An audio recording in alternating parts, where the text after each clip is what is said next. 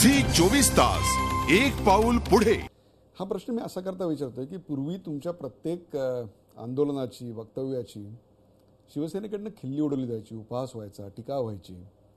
परंतु अलीकडच्या काळात जर पाहिलं असेल तर सेनेचंच एक मुखपत्र आहे सामना किंवा त्याचे कार्याध्यक्ष उद्धव ठाकरे यांच्या वक्तव्यामध्ये तुमच्याबद्दलचा एक वेळ जिव्हाळा दिसतो. त्यांच्या मुखपृष्ठावर पहिल्या पानावर ज्याला आपण म्हणू, तुमच्या बातम्या येत आहेत, तुमचे फोटो येत आहेत, तुमची तरफदारी येते, तुम्ही केलेल्या वक्तव्यांचं समर्थन करणारे अग्रलेख येत आहेत.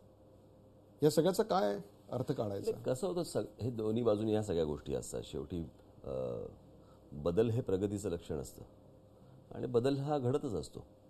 या सगळ्या ह्याच्यामध्ये एक पॉईंट ऑफ व्ह्यू काही वर्षांपूर्वीचा असतो, तो थोड्या कालांतराने तुमचा तो बदलतो, अशा गोष्टी असतात.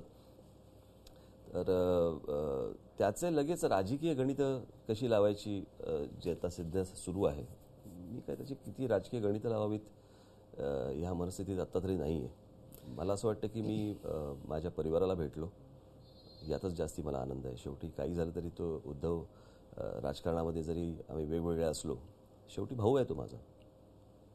ते घर आहे, ते कुटुंब आहे आमचं. आणि कुटुंब ही एक गोष्ट वेगळी असते आणि आपण राजकारण हा विषय वेगळा आहे. आज माझा पक्ष स्थापन करून 7 वर्ष झालेली आहेत. त्याच्यामध्ये अनेक गोष्टी घडलेल्या आहेत, अनेक माणसं असतात. त्याही पक्षात अनेक माणसं आहेत, माझ्याही पक्षात अनेक माणसं आहेत. हे काही इतकं पटकन त्याचं अलायन्स आणि ह्या सगळ्या गोष्टी हे काही इतकं सोपं नसतं की एखाद्या कंपनीने एखाद्या चॅनलमधलं आपलं नाव काढून घेतल्यावर दुसरं लगेच कंपनी आली आणि त्यांनी आपलं नाव दिलं आणि काय, असं इतकं सोपं नसतं ते. नाही, हा प्रश्न अशा करता येतोय की तुम्ही जे अनेक मुद्दे हाताशी घेतलेले आहेत आणि जे धसास लावले किंवा ज्याला अतिशय प्रसिद्धी मिळाली, मग तो मराठी पाट्यांचा मुद्दा असेल किंवा पाकिस्तानी कलावंतांचा मुद्दा, हे सगळे मुद्दे पूर्वी शिवसेनेने घेतलेले होते.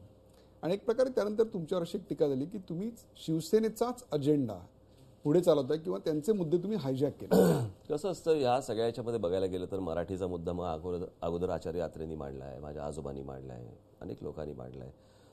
तो प्रभावीपणे कोण पुढे नेतंय किंवा ती गोष्ट कोण करतंय हे जास्ती महत्त्वाचं नाही का? तेव्हा बाळासाहेबांनी ती गोष्ट केली, करत होते. समजा मी ती पुढे नेतोय, त्यात काही चुकीचं आहे का? प्रॉब्लेम हा जर बघितला आपण, जर तो प्रश्न बघितला तर तो प्रश्न याच्याही अगोदर सुटण्यापेक्षा तो जास्ती जटिल होताना दिसतोय. आणि त्याच्यावरती जर समजा मी आंदोलन करून जर त्याच्यामध्ये काही ठिकाणी काही प्रमाणात जर रिझल्ट मिळत असतील आणि ते जर लोकांना मान्य होत असेल तर यात काही गैर आहे का? तुम्ही नुकत्याच केलं का आंदोलनाविषयी आपण बोलूया. तुम्ही आता आंदोलनाचा विषय काढला, तुम्ही प्रचंड विशाल मोर्चा काढलात आणि त्याचं सभेत रूपांतर झालं. त्यावेळेला तुम्ही अरूप पटनायक यांच्या हकालपट्टीची आणि त्याच वेळेला आबांच्या हकालपट्टीची मागणी केली. त्यातली एक मागणी पुरी होताना दिसते, दुसऱ्या मागणीवर अजूनही तुम्ही ठाम आहात. अर्थातच ठाम म्हणजे काय, आत्ताच तुम्ही उदाहरण घ्या ना, तो तेव्हाचा प्रसंग तर झालाच. आत्ता ते बिहार सरकारकडनं जे पत्र आलं, ते पत्र आल्यावरती मुंबई पोलीस कमिशनरांनी सांगितलं की होय ते पत्र आलं, आणि आर पाटील सांगतात की मला असं काही पत्र झालेलं नाही. ज्या गृहमंत्र्याला अशा प्रकारचं 2 राज्यांमधलं पत्र आलेलंच माहिती नाहीये, त्यांना गृह खातं कळतंय का? त्यांना समजतंय का? त्यांचा तो पिंड आहे का मुळात? मी तुमचं म्हणणं आहे की आर पाटील हे ते खातं सांभाळायला नालायक आहेत? हो, अर्थातच त्यांचं कामच नाही ते. त्यांच्यामुळेच ही सगळी परिस्थिती उद्भवलेली आहे. अर्थातच गृहमंत्री राज्याचा कसा असला पाहिजे की ज्याच्यामध्ये संपूर्ण राज्याच्या संरक्षणाची जबाबदारी ज्या खात्याकडे असते, ज्या माणसाकडे असते, तो कसा असला पाहिजे? डोळे मिचमिचून काहीतरी बोलायचं असा गृहमंत्री असतो का? त्यांच्यामुळे पोलिसांचं मनोधैर्य अजिबात वरती येणार नाही, कधीच नाही. ज्यांना गृह खातच माहिती नाही, गृह खातच कळलेलं नाहीये,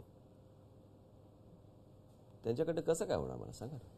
तिने कसं विधानही केलेलं होतं की पोलिसांचा एक प्रकारे सॉफ्ट कॉर्नर मिळवायचाही आपण प्रयत्न केलात आपल्या भाषणात. मी एक तुम्हाला गोष्ट सांगतो, या सगळ्या याच्यामध्ये मी पोलिसांची बाजू, शेवटी ती एक यंत्रणा आहे, त्यांच्यावरती येत असलेला दबाव, राजकीय दबाव असेल किंवा बाकी जे महाराष्ट्रामध्ये जी लोक येत आहेत, जे लोंढे येत आहेत, परराज्यातनं येत आहेत, बाहेरच्या देशांमधनं येत आहेत आणि इथे जो हैदोस घालत आहेत, त्यांच्यावरती असलेलं प्रेशर आपण कधी विचार केला का? आपण सगळे सण साजरे करत असतो. हे सण साजरे करत असताना त्या ठिकाणी पोलीस असतात, त्यांना पाणी कोण देतं, त्यांना जेवण कोण देतं, ते दिवसभर बसतात कुठे, ते करतात काय? आणि त्याच्यानंतर तिकडे एखादी घटना झाल्यानंतर तुम्ही त्यांच्या नावाने बोंब मारायची की पोलीस करतात काय. पण ते कॉन्स्टेबल, ते बाकीचे लोक यांच्यावरती कुठच्या प्रकारची प्रेशर्स असतात. म्हणजे कसं होतं, बाकीच्यांनी लोड आणायचा आणि पोलिसांना सांगायचं आता तुम्ही काय करताय सांगा. हे पाय बांधून तुम्हाला शर्यतीत उतरवण्यासारखं आहे. पोलिसांचं मनोधैर्य जर समजा खचलेलं असेल, त्यांच्या परिवाराचा खचलेला असेल, तर पोलीस कॉलनीजमध्ये जाऊन आर पाटलांनी त्यांच्याशी संवाद साधला पाहिजे. बरोबर आहे की ही झाली गोष्ट झाली, परंतु याच्या पुढे अशा गोष्टी होणार नाही, तुम्ही काळजी करू नका. शेवटी तो पोलीस जेव्हा तिथे राबत असतो त्याच्या फॅमिलीवरती एक प्रेशर असतं, त्याचा परिवार एका दडपणाखालून जात असतो. हेच मुद्दे तुम्ही मांडत होतात म्हणून पोलिसांची मुलं सुद्धा तुमच्या मोर्चात सहभागी झाली. पण म्हणून माझ्या आंदोलनाच्या वेळेला माझ्या सहकाऱ्यांवरती लाठी मारताना पण त्यांनी काही मागे पुढे पाहिलेलं नाही ना. असं नाहीये ना की मी आंदोलन करतोय पण माझ्या सहकाऱ्यांना तुम्ही पकडू नका, त्यांच्यावरती केसेस टाकू नका. ते बाकीची प्रेशर सरकार बरोबर आणतं पोलिसांवरती दबाव टाकून. म्हणजे आमच्या पुण्याच्या एका माझ्या सहकार्याला लघवीतनं रक्त येईपर्यंत मारलं होतं. तेव्हा बरोबर आदेश जातात तुमचे.